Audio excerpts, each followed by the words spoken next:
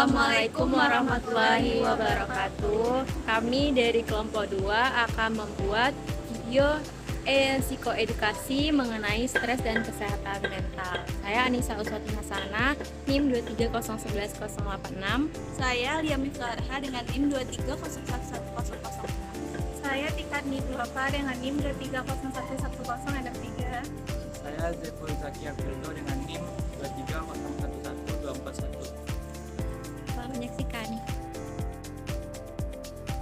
Stres adalah respon fisik, emosi, mental yang muncul ketika manusia menghadapi situasi atau tekanan di luar kemampuan mereka.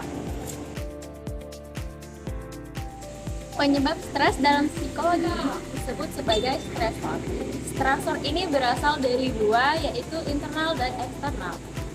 Dari internal, stresor ini dapat berupa masalah kesehatan, krisis identitas, kehilangan orang terdekat, trauma, ataupun ketidakseimbangan hormon. Sedangkan eksternal itu dapat berupa tekanan kerja, konflik dengan keluarga, teman, pasangan, kemudian masalah keuangan, ataupun dengan tekanan sosial. Nah, kondisi stres ini juga dapat berkaitan dengan kesehatan mental seseorang, yang mana stres itu kan adalah ketidakmampuan individu untuk menghadapi berbagai ancaman mulai dari fisik, mental, sosial, serta spiritual dia, yang mana pada akhirnya akan menyebabkan gangguan kesehatan mental pada orang tersebut. Stres ini juga berkaitan dengan predisposisi lingkungan, yang mana faktor predisposisi ini berarti sumber stres yang pada seseorang yang pada akhirnya menyebabkan orang tersebut mempengaruhi bagaimana cara dia menghadapi tekanan itu. Nah, faktor ini mulai dari faktor biologi seperti kerentanan pada genetik dia, faktor psikologis yang misalnya orang tersebut pendiam. Terus selanjutnya ada faktor lingkungan, yang mana orang yang tidak diintimidasi ataupun orang yang tidak mendapatkan perhatian lebih rentan terkena stres ataupun gangguan kesehatan mental. Mekanisme pertama adalah proses psikologi yang tidak sadar yang membantu seseorang untuk mengatasi kecemasan, stres, dan konflik internal. Ada beberapa mekanisme.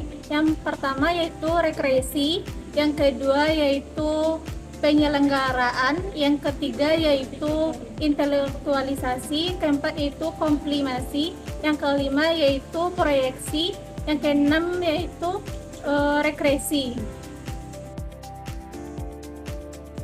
Strategi coping stres menurut Lazarus ada dua strategi coping stres. Yang pertama yaitu strategi berfokus pada masalah dan strategi berfokus pada emosional. Ada beberapa aspek yang meliputi. Yang pertama yaitu strategi yang berfokus pada masalah.